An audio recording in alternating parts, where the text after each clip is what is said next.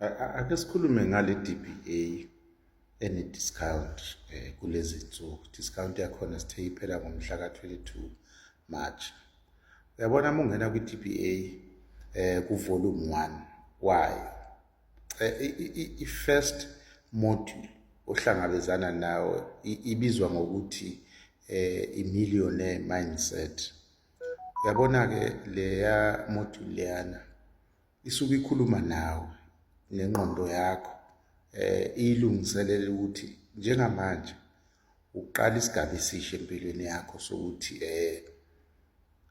nawe ungomunye umuntu ozibiza ngosomabhizinisi.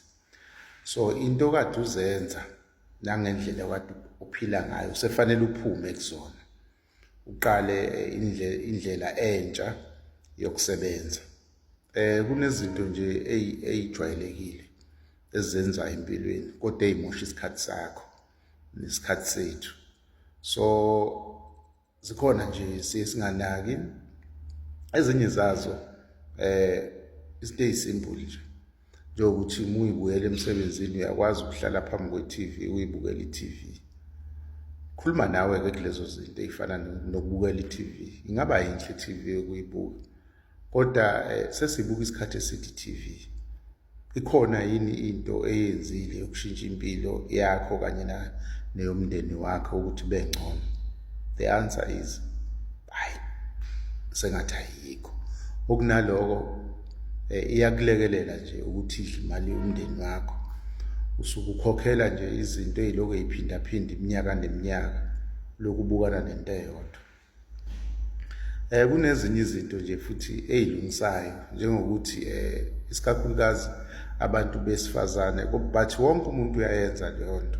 Iningi lethu uthola ukuthi ama-weekend ne-weekend sinama-gathering siyakhiphana, senza yonke into, siyancebeleka, which is good because sisuke sizama ukukhipha iy'dress zethu, kodwa isikhathi esiningi sisuke sincebeleka ngey'kweletu, futhi sisebenzisa iy'mali ekungezona ezethu, eyichitha isikhathi naloko kuncebeleka ngoba kusifake ey'kweletini more kunalezi esinazo.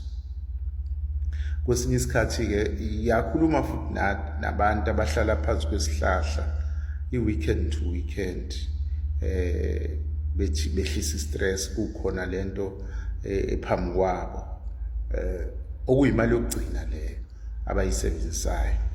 Yakhuluma nabo. Kwesinye isikhathi ngiyazi le ngizoyisho, anginayo i-support enkulu kuyona. Indaba enkulu le yokuthi njalo nje esikhathini esithize esontweni abantu bayavuka bathi baye emasontweni, noma amasonto aziwa vele njengokuthi indawo ongachithi isikhathi esiningi kuyona, kujwayele ukuba yi-hour noma 2 hours, but u-endapha kungelona lelo hour no 2 hours. Suka nje uprepare ukuya esontweni, seliphumile kunalawo ma-gatherings agcina esethatha isikhathi eside. Enye indlela leyo zokumosha isikhathi. Ikhona indlela nje yokuya esontweni ngaphandle kokuphuma emzini wakho. Uyakwazi ukuthi ungene ekameleni lwakho ukhuleke, mhlawumbe asikho nesidingo sokuthi uhlangana nabantu abaningi ukuze udumise uNkulunkulu, uyabona. Ikufundisa-ke, ngi-highlight-a nje izinto ezimbalwa ezenzekalayo ezichitha iy'khathi zethu, uyabona. Now le module le ikufundisa ukuthi uphinde u-understand ukuthi manje usuyi-CEO of your business.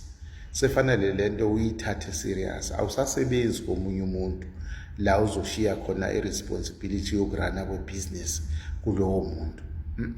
Wena manje uthatha yonke i-responsibility, yenza isikhathi sebhizinisi yakho.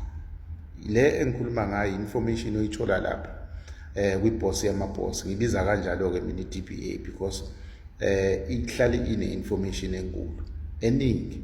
Awuyitholi ngisho ku-volume 3, uyithola ku-volume 1, first module, millionaire mindset. Thank you.